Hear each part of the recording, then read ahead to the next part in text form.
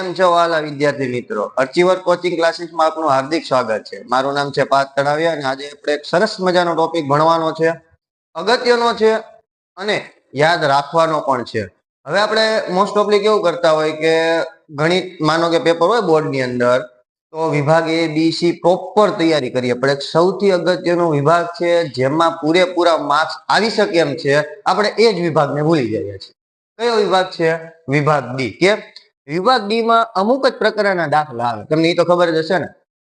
વિભાગ ડી માં અમુક પ્રકારના દાખલા આવે જે સહેલા પણ છે। હું અહીંયા બેઝિક મેથ્સ વાળાની વાત કરું છું। સ્ટાન્ડર્ડ મેથ્સ વાળા માટે જો તમારે જોતો હોય કે સ્ટાન્ડર્ડ મેથ્સ નો પણ અલગથી આવો વિડીયો બનાવી આપો, તો નીચે કોમેન્ટ બોક્સ દેખાય, ભગવાને બે અંગૂઠા આપ્યા ને, દરેક કોમેન્ટ ટાઈપ કરી દેવી કે સ્ટાન્ડર્ડ મેથ્સ નો પણ આવી રીતના એક વિડીયો બનાવી આપો। અહીંયા આપણે વાત કરવાના છે બેઝિક મેથ્સ ના ધોરણ 10 ના પેપરની જે બોર્ડ દ્વારા લેવામાં આવે છે, એમાં અગત્યની વાત કરવાની છે વિભાગ ડી ની, જે બેઠે બેઠા 20 માર્ક્સ આપીને જઈ શકે તેવો વિભાગ છે। તમને એમ થાય સાહેબ તમને કેમ ખબર પડી આ બધી? તો ભાઈ બધાને ખબર પડે, તમે જો વ્યવસ્થિત પેપર પેટર્ન જોઈ હોય ને બોર્ડની છેલ્લા 5 વર્ષની, તો અંદાજ આવી જ જાય કે આમાં કયા કયા દાખલા આવે છે। જો પેલો ત્રિકોણમાંથી કોઈ એક દાખલો આવે, વિભાગ ડી નો પહેલો દાખલો ત્રિકોણમાંથી કોઈ એક હોય, અને એમાં ખાસ ખબર જ છે તમને, બે પ્રમેય ઉપર વધારે ધ્યાન દેવાનું। એક તો જો મેં બોર્ડ ઉપર લખી જ આપેલો છે, સમપ્રમાણતાનો મૂળભૂત પ્રમેય, બરાબર, જેને થેલ્સનો પ્રમેય પણ કહેવામાં આવે। બીજો પ્રમેય એવો ને એવો આવે છે થેલ્સનો પ્રતિપ્રમેય। પરંતુ જો તમારા ભાઈ ફૂટલા હોય, ન કરે ને નારાયણ તમારા નસીબમાં ભમરા બેસી ગયા હોય, તો આ પ્રમેયની જગ્યાએ ક્યારેક ક્યારેક ત્રિકોણનો એક દાખલો પણ આવી શકે છે, જેમાં બાજુઓના ગુણોત્તર આપેલા હોય છે ને તમારે કોઈ પણ એક બાજુનો ગુણોત્તર મિસિંગ હોય, જે ટુકડા પડે બાજુના, એ શોધવાના હોય। પણ મોટા ભાગે મોસ્ટ ઓફલી કેસમાં બે પ્રમેય વધારેમાં વધારે જોવા મળ્યા છે, તો એમાંથી એક પ્રમેય આપણે આજે આ જોવાનું છે। તેમજ એવું નહીં કે એક જ પ્રમેય ઉપર આપણે ઉભા રહેશું। આ એક પ્રમેય જો તમને પસંદ આવે તો નીચે કોમેન્ટમાં જણાવો। તમને એમ લાગે છે કે આગળ આખો વિભાગની વ્યવસ્થિત સોલ્યુશન પતાવી દેવું છે આપણે, તો એના માટે પણ રિક્વેસ્ટમેન્ટ હોય તો નીચે કોમેન્ટમાં જણાવો। બીજું, આમાં ઘણા બધા ચેપ્ટર દાખલા આવી શકે। જો પેલું તો ત્રિકોણ, બીજું આવે છે આપણું કહેવા જાય તો સંભાવના, આંકડાશાસ્ત્રના તો બબ્બે દાખલા જોવા મળે છે, અને એક સમાંતર શ્રેણીનો પણ જોવા મળે છે। તો આપણા બધા ચેપ્ટરને વ્યવસ્થિત રિવિઝન કરી નાખશું, બરાબર, કે છેલ્લા 5 દિવસમાં આપણને 20 માર્ક્સ તો ખબર જ પડી ગઈ, પાકા આવી જ જવાના છે। આપણે એ કોન્ફિડન્સ થી આખે આખું પેપર સોલ્યુશન કરવાનું છે, પણ શરૂઆત આપણે કરશું વિભાગ ડી થી। તો વિભાગ ડી માં આપણે પહેલા જોવાના છે આપણા થેલ્સ દાદા, ઓળખો ને, મસ્ત મજાનો ત્રિકોણમિતિનો પ્રમેય આપીને ગયા હતા, સમપ્રમાણતાનો મૂળભૂત પ્રમેય, થેલ્સનો પ્રમેય, વિધાન આપણું યાદ રહે ને, તો વેરી ગુડ। કેમ? ક્યારેક ક્યારેક છે ને હું પૂછે છે કે થેલ્સનો પ્રમેય જણાવો, બસ એટલું લખી દે નાનું એવું। પછી શું કરવાનું? તો થેલ્સનો પ્રમેય જ્યારે આપણે પરીક્ષામાં શરૂઆત કરતા હોય ને, તો એક કોમન સેન્સ વાપરજો, એનું વિધાન સૌથી અગત્યનું હોય, વિધાન સાબિત થયેલું હોય।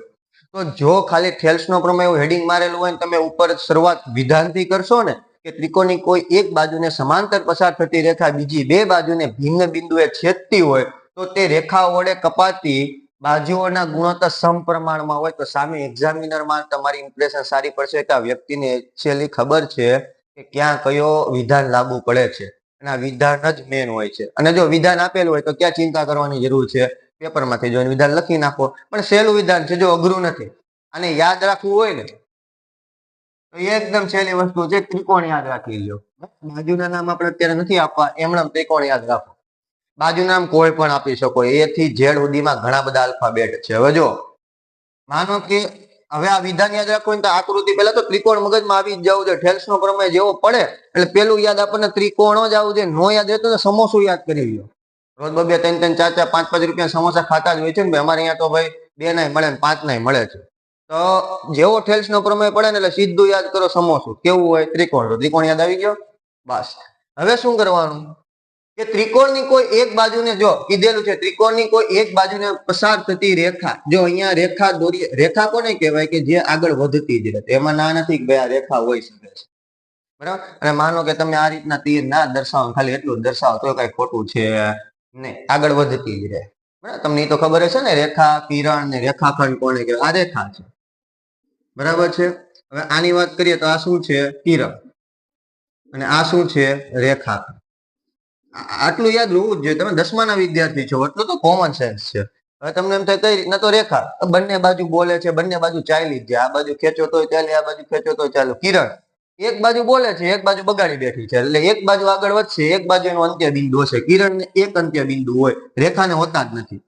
રેખાખંડ બે બાજુ બાંધી લીધું છે. વાર્તા કેવી કરી દીધી? પૂરી. એટલે એને બે બાજુ શું આવેલા હોય છે? અંત્ય બિંદુ. તો આપણે આ વસ્તુ ધ્યાન રાખશું. બરાબર. હકીકતમાં રેખા શબ્દનો તમે ઉચ્ચારણ કરો તો એ ખોટું છે નહીં, અને કિરણ શબ્દનું ઉચ્ચારણ કરો તો એ ખોટું છે નહીં. બરાબર. ચાલો જો આકૃતિ મગજમાં આવી ગઈ. કઈ રીતના યાદ રાખવું તમને કહો. ત્રિકોણને કોઈ પણ એક બાજુ, જો એવું ન હોય આ બાજુને સમાંતર પસાર થતી રેખા આવે, બરાબર, તો આ બે બાજુને કાપતી હોય, આ બે બાજુની સમાંતર પસાર થતી રેખા, જો આ બાજુની સમાંતર પસાર થતી રેખા આવશે, તો આ બે બાજુને કાપતી હશે.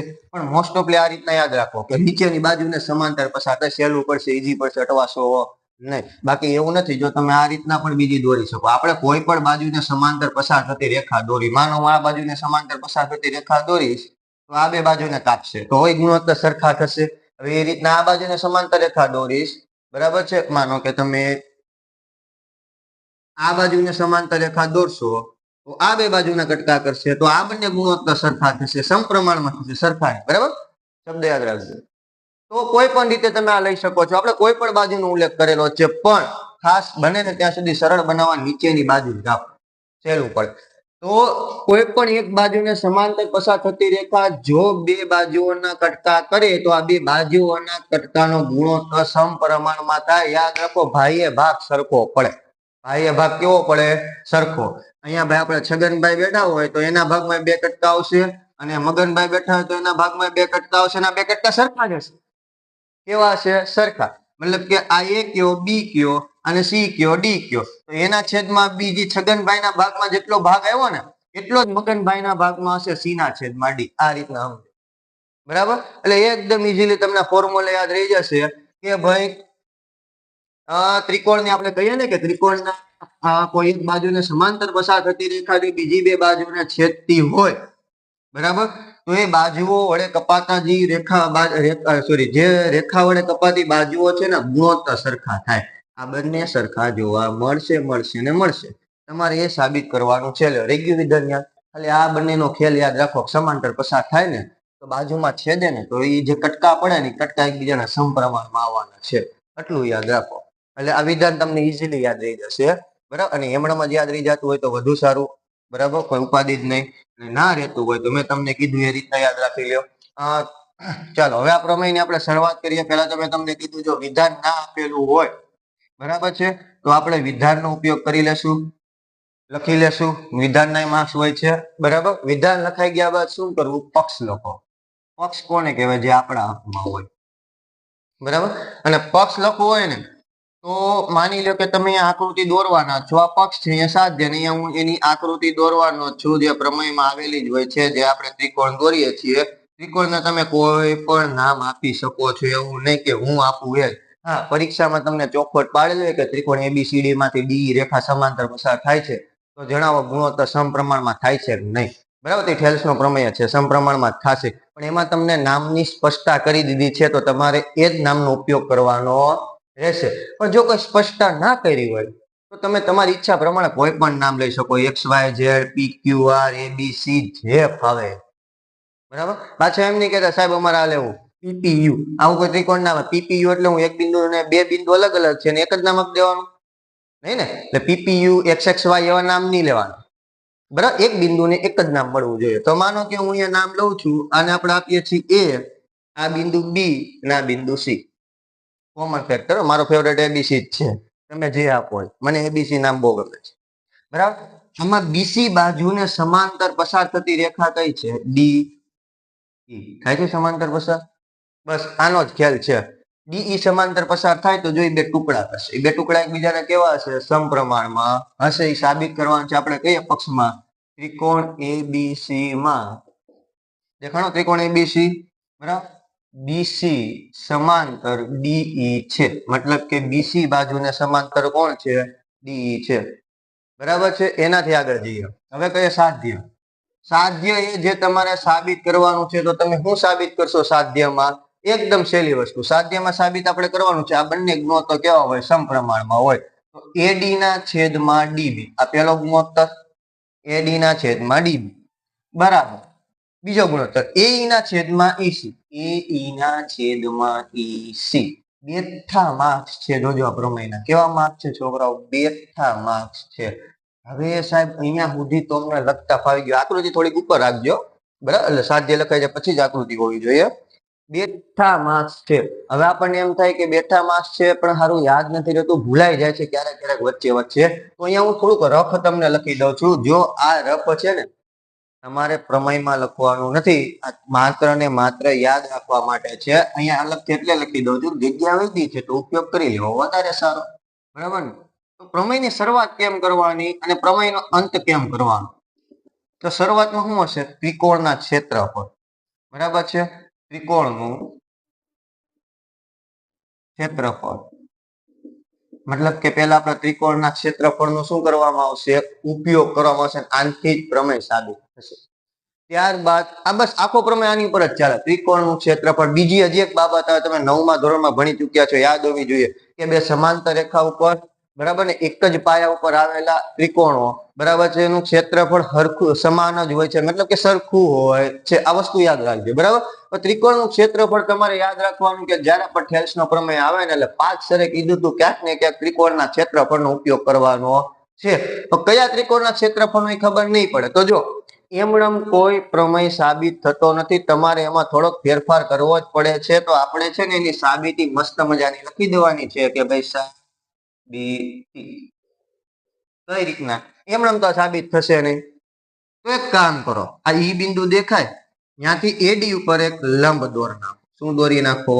લંબ દોર નાખો, લંબ, બરાબર. હાલો, એક લંબ અહીંયા બન્યો છે, આને આપણે કહી દઈશું એલ. અને એક આ ડી બિંદુ દેખાય ત્યાંથી લંબ દોર નાખો. લંબ એટલે ખબર ને, સામેની બાજુને કાટખૂણે છેદે. તેમજ ડીસી અને બીઈ ને જોડી દો, જેથી કરીને એ ત્રિકોણ બનશે. જો હોય તો તમને બતાવો, આ બાજુ થોડીક આપણે છેકીએ ને તો એક ત્રિકોણ આપણને દેખાય. જો આ જો ડી બી ઈ દેખાડો, આ પહેલો ત્રિકોણ, નીચે બે બન્યા છે, આ પહેલો ત્રિકોણ. આ બીજો ત્રિકોણ કયો? તો બીજો ત્રિકોણ જો આ બાજુને થોડીક વાર ભૂસી નાખો તો તમને દેખાશે. જો ડીઈસી દેખાડો. હા, આખું ખુલ્લી રાખજો ભાઈ, નીંદર આવતી હોય તો પાણીના છાંટા આખું મારી લેવાના. એમાં શું છે, બોર્ડની એક્ઝામ છે, લોકો બીતા બીતા રાત આખી રાત જાગે. વાંચી જ નાખું, ભેગું કરી નાખું 15 દીમાં, એમ બધું ભેગું ના થાય વાલા, બરાબર છે. વર્ષની શરૂઆતથી લઈને વર્ષની એન્ડિંગ સુધી જે તમે મહેનત કરી હોય ને એનો નિચોડ છે તમારી આ એક્ઝામ.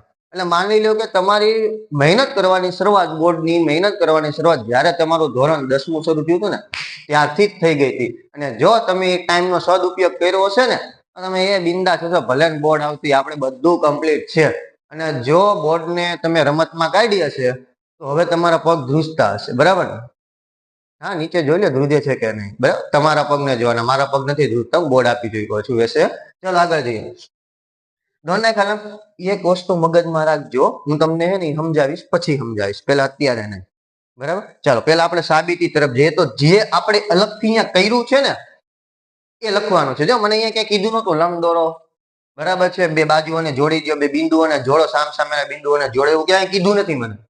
મેં આ જોડ્યા છે, મારે નીચે દર્શાવવું પડશે. મેં આટલો ફેરફાર કર્યો સાબિતીમાં, બરાબર. દર્શાવો. પેલા હું લખીશું, બિંદુ ડીસી અને બિંદુ બીઈ ને જોડતો રેખાખંડ જ, બરાબર. ત્રિકોણ એબીસી માં, બરાબર, ડીસી ડી અને સી તેમજ બી અને ઈ ને જોડતો રેખાખંડ રચો, જેથી કરીને તમને નીચેના પાયાના ભાગ ઉપર બે ત્રિકોણ મળી જશે. અહીંયા મેં તમને હમણાં જ બતાવ્યા હતા, બે ત્રિકોણ મળી જશે ને. બે ત્રિકોણ તમને હું તો કહું મળવા જોઈએ ભાઈ, એનો તો ખેલ છે સાચો, બરાબર. હવે તમારે 9મા અને 10માનો નિચોડ અહીંયા કરવાનો. કઈ રીતના? ચાલો આ થઈ ગયું. બીજું મેં હજી કઈક ફેરફાર કર્યો તો યાદ છે છોકરાઓ? ઈએલ દોર્યો તો ડીએમ દોર્યો તો લંબ લખો કે ભાઈ, પેલા તો લંબ ઈએલ લંબ એડી રચ્યો, બરાબર. ઈએલ લંબ એડી અને બીજો મેં શું રચ્યો તો ડીએમ લંબ એઈ, ડીએમ લંબ એઈ રચ્યો. ચાલો બીજો ફેરફાર, બરાબર. ડીએમ લંબ એબી મતલબ કે એ બાજુ પરનો લંબ ડીએમ છે અને AB બાજુ પરનો લંબ EL છે. આટલું કામ ખબર પડી ગઈ? બસ પૂરું. કપડા પહેરાવી દીધા છે પ્રમાણે મસ્ત. હવે શણગારવાનો બાકી છે એટલે વાર્તા કેવી થઈ ગઈ? પૂરી. આ યાદ રાખવાનું બસ. આ શરૂઆત ત્રિકોણનું ક્ષેત્રફળ આમ કહેવાય ને કે પાટી બેસાડી દો કે ટેલ્સ નો પ્રમેય લે ત્રિકોણનું ક્ષેત્રફળ બીજું કાંઈ વસ્તુ જ નહીં. વાર્તા પૂરી. ચાલો આગળ જઈએ. હવે શું? અહીંયા સુધી પહોંચી ગયા પછી હવે જુઓ, આખું મોટી કરીને જુઓ, નાની કરીને જુઓ. હવે તમારે ત્રિકોણના ક્ષેત્રફળની હવે જરૂર પડશે. બરાબર છે? એક વસ્તુ યાદ રાખો તો કે ત્રિકોણનું ક્ષેત્રફળનું સૂત્ર શું આવે ભાઈ? ત્રિકોણનું ક્ષેત્રફળ બરાબર 1/2 ગુણ્યા પાયો ગુણ્યા વ્યસ્ત. લખાઈ ગયું? ઓકે ચાલો. હવે આને આમાં અપ્લાય કરવાનું છે. બરાબર? શું કરવાનું છે? એની અંદર અપ્લાય કરવાનું છે. કઈ રીતના કરશું એ ખાસ વાત છે, તો જો અહીંયા ધ્યાન આપો. એક ત્રિકોણ તમે જુઓ, જો હું લાઈન કરું છું ત્રિકોણ ADE દેખાણો? ADE બોલો. હા દેખાણું. ચલો ત્રિકોણ ADE માં બરાબર એરિયા ઓફ ત્રિકોણ ADE બરાબર 1/2 તો સૂત્રનો છેદ આવશે. પાયો કયો લેવો સાહેબ? પાયો. તો જુઓ ત્રિકોણ ADE પેલા છે ને આપણે આ બાજુ. હવે છે ને આપણે થોડીક વાર આ ભાગને ભૂલી જવાનું. ના તમને દેખાય છે? ના નથી દેખાતી ને? બસ આ બાજુ જ દેખાવી જોઈએ. આ બાજુ જ. આ બાજુ છે તો એના પરનો પાયો આપણે જોવા જઈએ અવડા નાનકડા એવા ત્રિકોણનો, તો તમને ખબર છે અહીંથી એક વેધ પસાર થયો છે, તો મતલબ પાયો કયો હશે? AD. ઓકે ચાલો, પાયો આપણો AD ગુણ્યા વેધ કયો હશે? EL. દેખાણો? ઓકે ચાલો, વેધ કયો છે? EL. આને કહેશું સમીકરણ નંબર 1. અપાઈ ગયું? ઓકે ચાલો બીજું સાહેબ. હવે હજી છે ભાઈ, હજી આ નીચેનો ત્રિકોણ લેવો પડશે. હજી આ ટુકડો બાકી. આ ટુકડાનું કામ પૂરું થયું AD નું. દેખાણું? હજી આ ટુકડો DB બાકી, કારણ કે આપણે AD ના છેદમાં DB લાવવાનો છે. તો હવે શું કરશું? તો થોડીક વાર છે ને આને ભૂસી નાખો, મગજમાં ભૂસી નાખો. તમે તો પેનથી લખતા છો, બરાબર છે? તો જો એક ત્રિકોણ હજી દેખાય, DBE. દેખાણું? DBE. ઓકે ચાલો, એરિયા ઓફ ત્રિકોણ DBE બરાબર 1/2 તો રહેશે ગુણ્યા. સાહેબ આમાં વેધ ક્યાં છે? તો પાયો કોને લેવો? પણ એક વસ્તુ જોજો કે મેં છે ને એક શબ્દ વાપરેલો છે કે ત્રિકોણની જો આ A અને B બાજુ છે ને, બરાબર છે? AB બાજુ, એ આખા બાજુ પરનો લંબ EL છે. તો માનો કે અહીંયા આપણે D બિંદુ કર્યું હતું, અહીંથી આપણે EL દોર્યો હતો. દેખાય? યાદ છે? જો આકૃતિમાં દેખાય છે. ત્રિકોણ સરખું કરું ને તો તમને દેખાશે. બરાબર? અહીંથી મેં EL દોર્યો હતો. બરાબર? તો આ વેધ છે ને સમગ્ર બાજુનો જ વેધ. હવે અહીંયા કાટખૂણો બનાવતો અહીંયા આવો તો કઈ ગુરુકોણ નો બનાવી લે. બરાબર? કાટખૂણો જ બનાવશે. અહીંયા પણ શું હશે? કાટખૂણો જ હશે. બરાબર છે? તો મતલબ કે આ ત્રિકોણનો વેધ પણ કોણ થવાનો છે? EL જ થવાનો છે. બરાબર? તો હવે પાયો દેખાય? ઓકે, પાયો કયો છે? DB. કયો છે પાયો? DB. ઓકે ચાલો, પાયો લખી નાખો પેલા. DB. અને વેધ તો ખબર જ છે, મેં હમણાં ચોખવટ પાડી. EL સમીકરણ નંબર 2. ચાલો અહીંયા સુધી થઈ ગયો. હવે આપણે કહીએ સમીકરણ 1 અને 2 નો ગુણોત્તર લેતા. હું લઈ લેવાનું છોકરાઓ? ગુણોત્તર. આ ગુણોત્તર લ્યો ને એટલે ખબર પડી જ જાવી જોઈએ. અંશ છેદમાં મૂકવાના છે. તો પેલા આને મૂકો એરિયા ઓફ, પેલા પેલી આપણે બે ડાબી બાજુ છે ને અંશ છેદમાં મૂકી દઈએ. ત્રિકોણ ADE છેદમાં એરિયા ઓફ ત્રિકોણ DBE. થઈ ગયું? ઓકે, તો પેલા 1/2 ગુણ્યા AD ગુણ્યા EL. આ બાજુની સામેની બાજુ. ઓકે, ડાબી બાજુ આવી ગઈ. હવે આ બાજુની લઈ લ્યો તો 1/2 ગુણ્યા DB ગુણ્યા EL. થઈ ગયું? ઓકે, હવે સરખું ઉડાડો. તો જો પેલા તો 1/2 આખા ઉડશે. બરાબર? EL ઉડશે. આ AD ને DB નહીં ઉડે, કારણ કે બે અલગ અલગ વેલ્યુએશન છે. બરાબર? તો હવે શું કરશો? આને નીચેથી ઉપર લખી નાખો. જેટલું વૈધું ઘટવું હોય ને એટલું લખી નાખવાનું, પૂછવાનું નહીં. વૈધું ઘટવું લખી નાખો. બરાબર? ચાલો, એરિયા ઓફ ત્રિકોણ DBE is equal to AD ના છેદમાં DB. આ સમીકરણ નંબર કેટલો થઈ ગયો આપણો? 3. આવી જ રીતના આ એક બાજુનું કામ પત્યું. બરાબર? છગનભાઈ ની બાજુનું કામ પત્યું. હવે મગનભાઈ ની બાજુનું કામ લેવાનું છે. છગનભાઈ ની બાજુનું કામ પત્યું. હવે મગનભાઈ ની બાજુનું કામ લેવાનું છે. ચાલો આગળ જઈએ. ચાલો, એકદમ ઈઝી વે છે અને એકદમ સહેલું છે. સમોસો ખાતા હતા આપણે, સમોસું, ત્યારે વિચાર આવો તો કે આ ત્રિકોણ આપણને એટલું બધું ભારે પડવાનું છે. આમ તો જો ભૌમિતિ ભાઈ કાંઈ નહીં, હાલો આપણે ભૌમિતિ એવી રમતા રમતા શીખવાની છે. જેમ અમે સમોસો ખાતા શીખાતા એમ ભૌમિતિ શીખી જશું, કોઈ અઘરું નથી. ચાલો અહીંયા એક બાજુ દોરી નાખીએ. હવે ઓકે, દોરી નાખી. હવે ને થોડીક વાર આ ભાગને ભૂસી નાખીએ એટલે અહીંયા નીચેનો ત્રિકોણ દેખા. બસ હવે આ મગનભાઈ ની બાજુ લઈ લો, એકદમ સહેલું. જો ફરીથી એકવાર ત્રિકોણનું ક્ષેત્રફળ છે તો area of ADE, area of આ ત્રિકોણ ઉપર તો એક જ ત્રિકોણ છે ને, સિંગલ. એરિયા ઓફ એડીઈ, ત્રિકોણના ક્ષેત્રફળનું સૂત્ર શું હતું? 1/2 ગુણ્યા પાયો કયો લેવો. જો પેલા આપણે વેધા લીધો ને તો પાયો આ લીધો, તો હવે વેધ આપણે ડીએમ લેવાનો, તો પાયો કયો થશે એનો? એઈ થશે. કયો થશે? એઈ. તો પેલા પાયો લઈએ, એઈ પાયો ગુણ્યા વેધ, વેધ કયો? ડીએમ. થઈ ગયું? બની ગયા સુધી? ડીએમ. ઓકે, આને કે સમીકરણ નંબર 3 તો આવી ગયું. હવે ચોથું લખી દઈએ ભાઈ, 4. બીજું ત્રિકોણ જો અહીંયા નીચે જ છે, નીચે જ ત્રિકોણ ડીઈસી. કયું ત્રિકોણ? ડીઈસી. દેખાણું? બોલો હા, બોલો હા. હા હા બરાબર છે. ચાલો અહીંયા લખીએ ત્રિકોણ, એરિયા ઓફ ત્રિકોણ, બરાબર. કયું લેશું? ડીઈસી, બરાબર 1/2.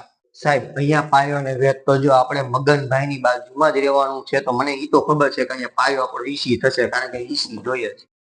તો વેધ તો હમણાં જ મેં એમાં તમને કીધું તો આ દેખાય ડીએમ. આ ડીએમ છે ને ખાલી એ નો નહીં, આખી એસી બાજુનો લંબ થશે. મતલબ કે આપણે દોરો તો ડીએમ લંબ છે ને અહીંયા પણ આવશે, બરાબર, અહીંયા પણ આવશે. તો મતલબ કે આખી બાજુનો લંબ થયો કે ના થયો? થયો ને, બરાબર છે. બસ અહીંયા હવે લાઈન દોરી નાખી, આપણને અંદાજ આવી ગયો છે. તો હવે આપણા માટે વેધ કયો? તો ડીએમ જ વેધ રહેશે, અને પાયો કયો થઈ જશે? ઈસી પાયો થશે. શું થશે? ઈસી. એ થોડીક ભેળપૂડી જેવું થઈ ગયું છોકરાઓ, ન દેખાતું હોય તો થોડુંક વ્યવસ્થિત કરી નાખું છે. આપણે અભિમાન છે નહીં ભાઈ, પૂછો. બરાબર, કરેક્ટ અને એરર ઇફેક્ટ આપણે વાપરવા વાળા બહુ છીએ પહેલેથી લઈને છેલ્લે સુધી, કારણ કે આપણે બીજાની જેમ શરમાતા નથી. ભૂલું સુધારતા પહેલા શીખવાનું. ચાલો થઈ ગયું? ઓકે, હવે શું કરશું? અને હા, કદાચ ને તમને એમણામાં જ અંદાજો આવી જતો હોય તો તમે આ દોરો જ માં એમણામાં જ રહેવા દો, એટલે રૂડું રૂપાળું લાગે. બરાબર ને, બધાને રૂડું બહુ ગમે.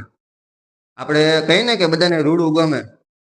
ઘર આવ્યા હોય ને ચોખ્ખું ચણાક હોય ને આહા એમ થાય, ઓહો શું ઘર છે આપણું, પણ એકદમ ચોખ્ખું ચણાક. બીજાના ઘરે ગયા થોડીક એવી ગંદકી તમે બાળો, અમારા ઘર જેવું તો થાય જ નહીં. આપણું બધાને રૂડું લાગે તો આપણું ત્રિકોણ રૂડું લાગવું છે સામે એક્ઝામિનર વાળા. જો મને ખબર જ છે કે આ એમ વેધ છે ને આખી બાજુનો લાગશે, બરાબર. તો હવે પાયો કયો આપણો? ઈસી. વેધ કયો? ડીએમ. સમીકરણ નંબર 5. બરાબર. એવું હોય તો અહીંયા સુધારો કરી શકો છો કે ભાઈ ઈએલ છે ને એ આખી બાજુ એબી નો વેધ છે, એટલે તમારે શું છે બીજા લીટા દોરવા નહીં, બરાબર. અને આપણે કહીએ ને ડીએમ છે ને આખી બાજુ એસી નો છે. બસ કમ્પ્લીટ. હવે તો તમને ખબર જ છે ને આખી બાજુનો એક જ વેધ છે. વાર્તા પૂરી. ચાલો સમીકરણ 4 અને 5 નો શું લેવાનો? ગુણોત્તર. જેવું અહીંયા કર્યું, સમીકરણ 4 અને 5 નો ગુણોત્તર લેતા. ચાલો લઈ લ્યો. તો બંનેનો ગુણોત્તર એટલે કે અંશછેદમાંની જે મૂકશું, એરિયા કૌંસમાં ત્રિકોણ એડીઈ, પેલા ડાબી બાજુ લઈ લે, એરિયા કૌંસમાં ત્રિકોણ ડીઈસી, બરાબર. હવે ફરીથી ડાબી બાજુ આવી જાય એટલે જમણી બાજુ લઈ લેવા. તો 1/2 ગુણ્યા એઈ ગુણ્યા ડીએમ, 1/2 ગુણ્યા એઈ આવી ગયો તો નીચે શું છે? ઈસી. આ ત્રિકોણ તો લેવું પડશે ને, ગુણ્યા ડીએમ. સરખું ઉડાડી નાખો તો 1/2 ગયા કે ન ગયા છોકરા? બોલો હા, બરાબર. તો હવે શું કરવાનું? ડીએમ ઉડાડો. ઓકે ચાલો, વૈધું ઘટું નીચે લખી દેવાનું, પૂછવાનું નહીં કે સાહેબ લખવાનું નહીં, લખી જ દેવાનું ભાઈ. વૈધા ઘેટાનું તો કામ છે, એ તો હવે મહત્વનો ભાગ ભજવવાનો, રોલ ભજવવાનો છે આ પ્રમાણે. ચાલો લખાઈ ગયું. તો એ ઈ ના છેદમાં ઈસી, આને કેશું સમીકરણ નંબર 6. બરાબર ને છોકરાઓ? 5 આવી ગયું, 6 થઈ ગયું, બરાબર. ચાલો આગળ. સાહેબ બે બાજુને આપણે અસ્તિત્વમાં લાવવા આ સ્વરૂપ લાવવા, પણ હજી વચ્ચે બરાબરની નિશાની લાવવાની છે. હવે ઈ કેમ લાવશું? તો બે બાજુમાં તમે જો સમીકરણ નંબર 3 દેખાય છોકરાઓ? હું તમને થોડું વિઝિબલ કરી નાખું. અહીંયા આપણું સમીકરણ નંબર 3 છે. આપણે મુખ્ય હવે આનું કામ છે. તમે પેન્સિલથી લીટોડિયા ફીટોડિયા નહીં કરતા, બરાબર. કરો તો વધારે સારું, બોક્સ બનાવજો, સામે વાળાને દેખાવું છે કે જો છોકરાએ હાઇલાઇટ કર્યું છે કે સમીકરણ નંબર 3 આ પહેલાનો જવાબ, ચોરસ બનાવો પેન્સિલ હોય, બીજાનો જવાબ, બરાબર. પણ સાચું હોય તો હાઇલાઇટ કરજો ભાઈ. ખોટું હાઇલાઇટ કરવા ગયા તો સામે વાળાને એમણે ખબર પડી જાય તો એમણે ખોટું છે. આમાં આખું ક્યાં જોવા જ જવાનું, બરાબર, એટલે સાચું હોય ને કોન્ફિડન્સ લેવલ હોવો જોઈએ આપણી અંદર, પરીક્ષા કોન્ફિડન્સ થી ક્લિયર થાય, સૌથી વધારે ભાગ એમાં કોન્ફિડન્સ નો હોય. ચલો આગળ. હવે શું 3 અને 6 થઈ ગયા છે, બંનેને બરાબરમાં લાવવાના છે. એડી ડીબી, એડી ના છેદમાં ડીબી બરાબર ઈ ના છેદમાં એસી. પણ લાવશું કેમ? તો બંનેની જમણી બાજુ છે ને સરખી કરવી ને, તો હવે ફોકસ આપો બંનેની ડાબી બાજુ. જો એરિયા ઓફ ત્રિકોણ એડી છે, આ બંનેની ડાબી બાજુનો અંશ સરખો છે, છેદ સરખો નથી. જો છેદ સરખો થઈ જાય ને, ડાબી બાજુ સરખી તો જમણી બાજુ સરખી જ હોય. પણ એનો છેદ સરખો છોકરો કરશું કઈ રીતના? તો એની સિમ્પલ મેથડ છે. શું? ધોરણ 9 માં આવો, થોડુંક ભૂતકાળમાં જાઓ. ધોરણ 9 માં આપણે કઈક એવું ભણ્યા હતા કે બે સમાંતર બાજુઓ વચ્ચે અથવા બે સમાંતર રેખાઓ વચ્ચે આવેલા અને એક જ પાયા પરના ત્રિકોણના ક્ષેત્રફળ સમાન હોય છે, આવું ભણી ચૂક્યા. તો જો આ ડીઈ સમાંતર બીસી છે, બોલો હા. હા, બે સમાંતર રેખા તો મળી ગઈ એક જ પાયા ઉપર. તો જે આપણે ત્રિકોણ લીધા હતા ડીઈબી, એનો પાયો કયો થયો? અથવા ડીબીઈ એનો પાયો કયો થયો? ડીઈ થયો. બીજો આપણે લીધો તો ડીઈસી, એનો પાયો કયો થયો? ડીઈ થયો. તો મતલબ કે બંનેનો પાયો એક જ છે, આ ડીઈ. દેખાય? આવું તમે એક્ઝામમાં નહીં કરતા, તો મેં તમને દેખાય એના માટે લખ્યું છે. તો બસ 9મા ધોરણ પ્રમાણે જો કેવા જઈએ તો બે ત્રિકોણ સરખા થઈ જશે, બંનેના ક્ષેત્રફળ સરખા થઈ જશે. કોણ? ડીબીઈ ડીઈસી. બસ ખાલી લાઈન લખતા આવડવી જોઈએ. તો લાઈનમાં તો સિમ્પલ ને સાદી બનાવીએ. ડીઈ સમાંતર બીસી બરાબર, અને ડીઈ સમાંતર બીસી વચ્ચે આવેલા હોવા, આપણે લખશું કે બે સમાંતર બાજુ અથવા સમાંતર રેખાખંડ, બે સમાંતર રેખા ડીઈ અને બીસી તેમજ એક જ પાયા, પાપાની પાયા, ઓકે, એક જ પાયા ડીઈ પર આવેલા હોવાથી બરાબર ત્રિકોણ, એટલે ટૂંકમાં કેવા જઈએ તો એરિયા ઓફ ત્રિકોણ ડીબીઈ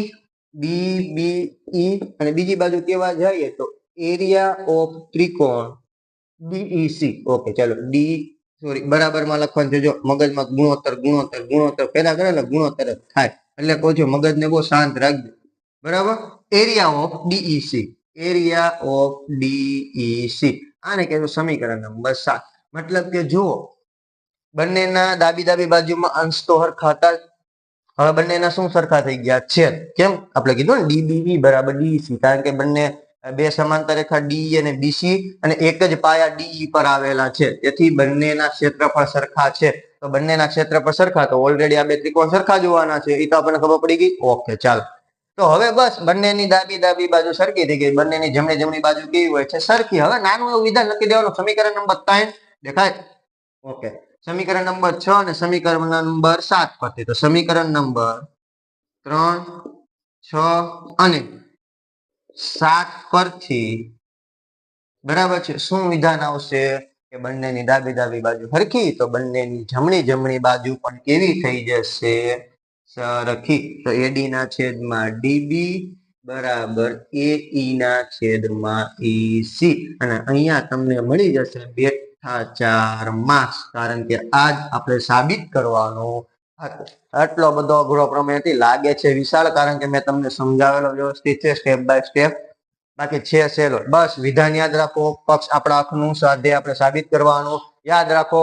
આવે ને થેલ્સનો પ્રમેય, એટલે કે ભાઈ મારે ત્રિકોણનું ક્ષેત્રફળનું ક્યાંક ને ક્યાંક ઉપયોગ કરવાનો છે. પછી આકૃતિ કોઈ પણ નામ આપી શકો, આપેલા હોય તો એનો ઉપયોગ કરો, ના આપેલા તમારી રીતના નામ આપી દો. સાબિતીમાં સાબિત કરો, ભાઈ ત્રિકોણ લ્યો વારાફરતી, ક્ષેત્રફળ બતાવો, ગુણોત્તર લઈ લો ક્ષેત્રફળનો, બરાબર છે. છેલ્લે વિધાન 9માં નો લગાડી દો કે બે સમાંતર રેખાઓ વચ્ચે આવેલા તેમજ એક જ પાયા પર હોવાથી આ બંને ત્રિકોણના ક્ષેત્રફળ સરખા છે. તો બંને ત્રિકોણના ક્ષેત્રફળની દ્રષ્ટિએ ત્રિકોણ કેવા હશે? સરખા હશે. તો બરાબરમાં આવી જશે, ને પ્રમેય કેવો થઈ જશે? પૂરો. બરાબર, થેલ્સનો પ્રમેય તો એમ કહેવાય ને કે મુખવાસ છે, આવે ને આવે, એવી ગેરંટી બધા દે છે, અને હું પણ આપું છું.